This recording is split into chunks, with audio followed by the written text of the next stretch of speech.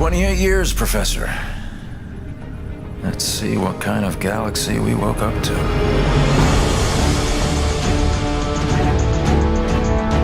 We had a very specific story we wanted to tell, and in particular, new characters that we wanted to introduce. And I think RTS players have higher expectations from story, and we wanted to make sure we did that in the strongest way possible. At the end of the original game, the Spirit of Fire and its crew were adrift in space. The crew's in cryosleep, and fast forward 28 years later to Halo Wars 2, they awake to find themselves above a Forerunner installation. Halo fans, especially those who've played Halo 3, will recognize it as the Ark. It's the largest and most powerful of the Forerunner creations, and it's also the birthplace of the Halos. It's literally the place that made all of the Halo rings, so that's the kind of power that's contained there.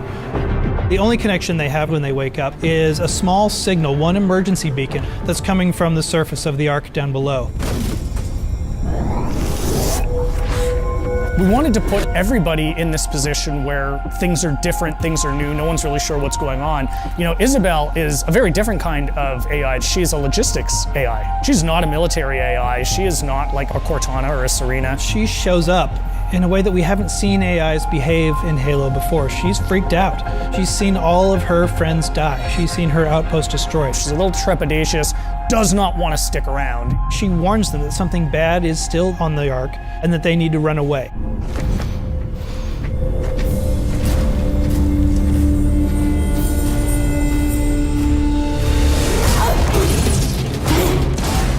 The Spartans from Halo Wars, last time you saw them was in the original Halo Wars, just tearing down a pack of elites.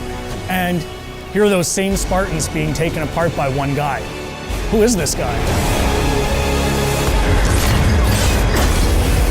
They meet Atriox for the first time. He surprises them. The Spartans expect a brute, they get much more than a brute in Atriox. There's actually more to this guy. He's not just a really strong brute. He's good at tactics, he's good at outthinking his opponents. That was the genesis of that character, of what if one brute was not only stronger than the others, but also incredibly intelligent.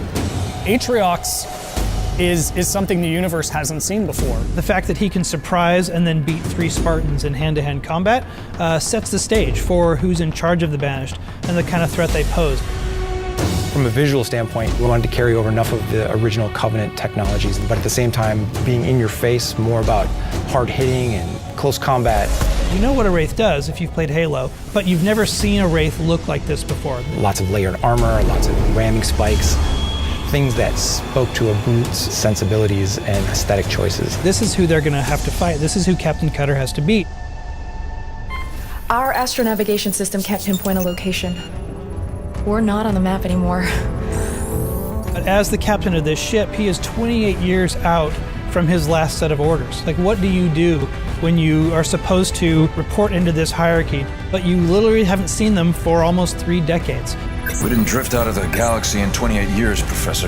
The crew wakes up, they have no idea what's going on, and he comes across this massive Banished force. He's always chosen his crew over his own advancement. They've been through hell and back, and they wake up in this universe they don't understand, and he's going to do whatever he needs to do to protect his crew. And that sets off a really fascinating face-off.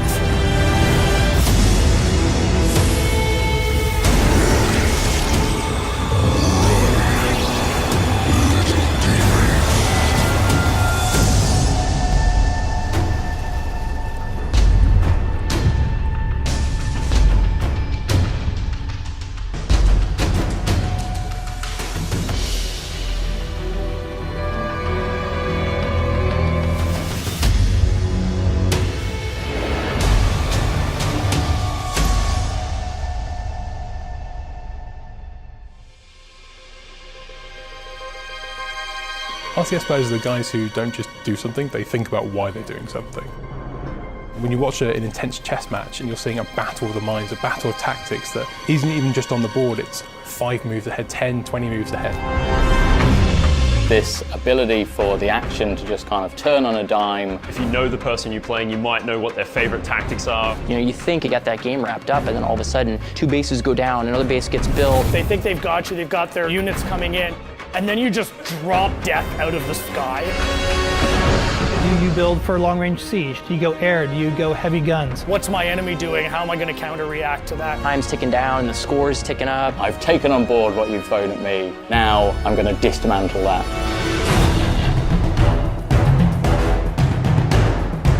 First thing I had to figure out was who we were going to work with on this, and my mind immediately went to creative assembly. They are synonymous with RTS. These guys have been doing this for 20 years. They're still at the top of their game. We wanted to make this feel like a game that was very much a sequel to the original. We already have a wonderful RTS, and we're trying to build on top of that. What we really wanted to do was add layers of depth so that a wide range of players could have a fantastic time. Bring those players in and go, actually, it's not really that complicated. It's a real action-focused strategy game. We're also doubling down on the size of these environments, so I have the space to get involved in some serious combat.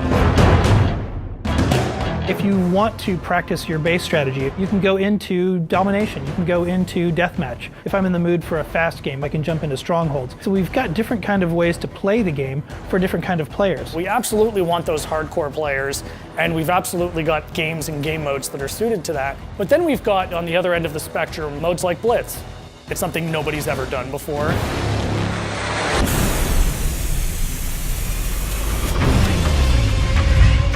Blitz is a whole new way to play RTS. We're really excited about Blitz. It really changes the way people will look at RTS games. Blitz is a fast-paced arcade action version of Halo Wars 2, where instead of building your army at a base, you're building them before a match as a deck of cards. And you fight by deploying cards from your hand into the battlefield in real time. There's no base building, there's no economy management, it's all about the combat. I don't want to worry about tech trees. I don't want to worry about resource collection. The original design intention for Blitz was to make something really accessible that everybody could enjoy. Whether you're new to strategy games or an RTS veteran. Experience the really cool bits of RTS, so commanding a huge army, bringing down huge leader powers. It's all about playing the right card at the right time. At the end of the match, you're wielding these large forces with all sorts of different powers and abilities. And start bringing out bigger guns, marauders, blisterbacks. Even if you're a really seasoned vet, it's such a different way to play an RTS. Building a deck is going to be heavily influenced by the leader that you choose going in. You'll have a number of cards that are unique to that leader. Trying to differentiate each leader to make them feel like they have a unique purpose and a unique play style. I tend to be a little more aggressive when I play, so I will lead towards like an Atriox or a Decimus. I like that we're taking a risk. We're making something really exciting that I think people haven't seen before. You're playing with the units on the field, you're playing with the leaders and the abilities. I think you're also taking on the player, and you're reacting to what their actions are. You really can turn the tide. There's always an opportunity to kind of fall back to your base, shut down your opponent's tactic, and then come forward with a strategy of your own. That's one of the joys of RTS, is the battle's never over till it's over. The process starts with character, right? It starts with story and character, and that drives everything else, because all the detail and explosions and fidelity we add on top of that is nothing if you don't believe in those characters and the story they're telling you.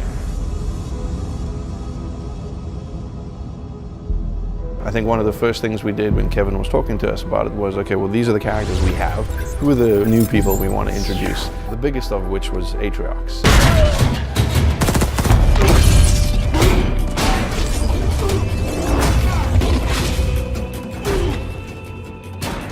Put a lot of effort into establishing a new enemy, because you can have a great good guy, but he really needs to have an equal bad guy. A brute who can outthink you as well as outfight you physically is a very different kind of a threat, and so that's really where Atriox was born.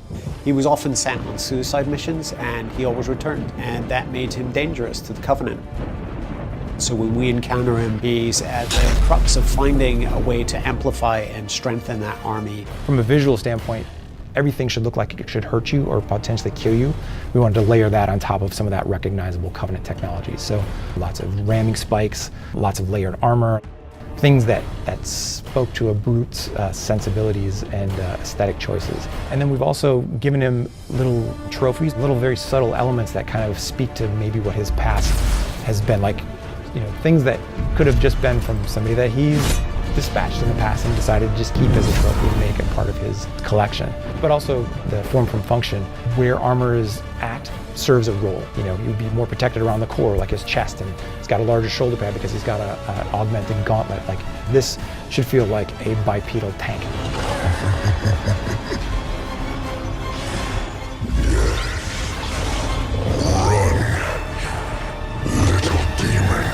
I wanted to have a reason for you to fear him, and the best way to do that is have Isabel tell you who he is and why we need to run. Spartans, thank God. We have to get out of here. When we first meet Isabel, she shows up in a way that we haven't seen AIs behave in Halo before. She's freaked out. When we created Isabel, we wanted to make a different kind of AI. AIs are generally perfection. We wanted a flawed AI from the outset. We wanted her to be a little bit more rough around the edges. She's logistics, so she's, kind of like the tank girl. Ripley from Aliens 2 was a big influence in that. I need her down there with me. Isabel? Sorry, sir. After recent battle reports, you should have figured out that there are rules around here. I intend to break one. We had a real task set out for us in finding not only the person who will be Isabel, but what that voice is. And I think we couldn't have had a better actress for the job. Sir, yes, sir. With the way that we shoot mocap, it has to be the same person who we're scanning for our character model. So this person not only has to look like the character, but has to act like the character and has to sound like the character. To get the likeness and fidelity that we really wanted, the technology demands that you essentially cast who you want to be that character. It's a creative choice, but it's also to showcase the best technology that's available out there. When it works so well, and you just get everything at once, and you really breathe life into that character. It's almost like directing a movie, right? At the end of the day, I mean, cinematics has always been somewhat like that, but now you've actually got us in the studio directing these actors. The process has just changed so much. I really think those first cinematics of the original Halo Wars just kind of raised the bar for the industry as a whole, and that's what we're doing again. I think it's important not to miss, the point that people love these characters that we're creating, and that requires us spending time and effort making sure that they're well-rounded and real. From the first word on the page, the first design we draw, to the actors that breathe life into them, to the final lighting and animation parts that we do here. Every single piece needs to fall into place. There's a lot of people out there that expect a lot from this franchise. That to me is the most exciting thing, when you are putting a face to a brand new character. You're creating a new digital life, which is pretty awesome.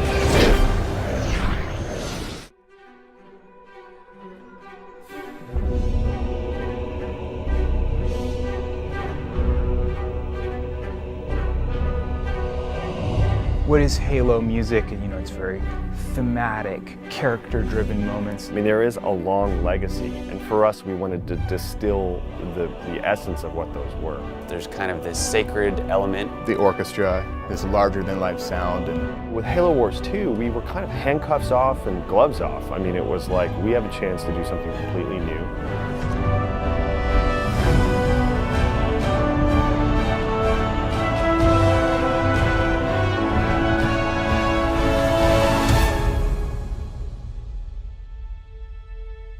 When I sat down with Brian and said, hey, we want to launch a whole nother score, rebirth the whole franchise, or a part of our existing franchise, how are we going to do that? And so we thought, well, let's call Gordy. Gordy's someone I've known for years, and we've been wanting to work together forever. We were just waiting for that perfect project to show up. The Bryans and their completely unique sound with Gordy's complete mastery of the orchestra, and it was like, wow, I think this is going to be groundbreaking. Something that I wanted to do, and we discussed this in the beginning, was approach this score very thematically. So each character having a theme, and sort of a more old-fashioned traditional approach to the score, but done in a modern way. We wanted new themes and that still kind of feels like Halo, but it also moves the story further and taking the sound, into the sort of next generation of Halo music. With Atriox, he's a brute and this huge, intimidating character. There's a darkness to a lot of the sound texture with him. He's a tragic figure in an interesting way. There's a little bit, there's sort of a sadness and a hope. As an audience member, you see this character and you can relate in some way and understand where he's coming from. And I think that the best villains in history always have sort of this backstory that you can relate to. And so you can understand exactly why they are the way they are. You know, it's funny, just like we have this compelling new character with Atriox, Isabel is just as compelling, if not maybe even more so in a different way. We wanted someone to be relatable. There was a delicate side, an emotional side, but there's a really strong side to her too. Isabel is a hero, and we wanted to approach it that way and make sure that it was a theme that could be translated and heightened in the important moments. But then there's also how her theme intersects with Atriox's theme. This is true crafted orchestral writing, and this is Gordy's mastery of the orchestra coming into play. For me, it was a great challenge to actually get in and study the sound, sort of the harmonic language of the Halo world. I knew it was going to be cool, but until we heard it being performed by the orchestra at Fox, suddenly it comes to life, and it's just this amazing, breathing, living thing.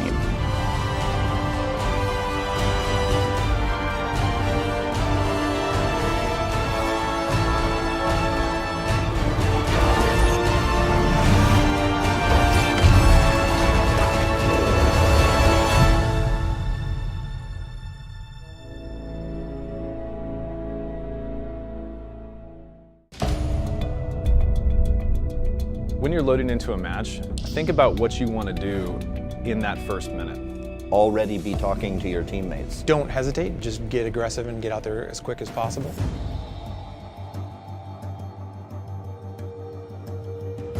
The thing you need to look out for in deck building for Blitz is be flexible. You only have 12 very precious slots. I really try to make sure that I have everything that does more than one thing. For a 1v1 deck, you really need a fairly balanced deck with a few flex slots. If you're playing in teams, you have a bit more flexibility because you can choose to specialize in a slightly different way, so you can go with heavier units and more powers. I kind of build from my Uber unit down. What do I want the biggest, baddest hurt to be? I think all of the leaders bring something interesting to the table. They all have two different unique starting armies. I definitely have recently been playing Shipmaster more. He starts with very fast units. He starts with Ghosts or Marauders, which are quick. He's got teleportation in his decks. He's got a lot of things that are about being all over the battlefield and kind of keeping your enemy on their back foot. One of my favorite leaders is still Cutter. If you wait in the later game and you bring in, ODST drop, ODST assault group, turret drop, Cyclops drop, and then follow it up with close air support, you basically can put a huge army on the field in a matter of seconds. If you're a really big fan of kind of being tricky and manipulative, then the Isabel leader would be a good one for you. I really like the take control aspect of her units being able to kind of like hack AI or send hologram decoys. The Kodiak, I think, is a very valuable unit. It takes a little bit of effort to deploy it and undeploy it, find good places for it. They can put down a heck of a lot of firepower in a really short amount of time. I love aerial units. Their big strength is terrain is not really an issue. It's great for swooping in and capturing points. Make great use of the healing units like the Engineer and the Nightingale. Those are some of the most important units in Blitz. I definitely like to throw things like blisterbacks out there and try to kind of control areas on the ground. Some Nightingales with some Hornets flying cover are really an interesting, powerful combination. Skirmish, maybe one of the best things about it is that it gives you some really good training on how to reduce your build times. It's a great way to learn the game. It's a great way to actually experiment with different strategies. How can I get to my best point the fastest? And Skirmish is a great way to get that repetition in and practice that. Get your economy going fast. There's loads of ways to capture resources, whether it's through points, running around the map, get your Marines out there, start picking up crates, go and see what the AI is up to. Because if you're playing Skirmish, assume it's coming with the rush. Start building turrets.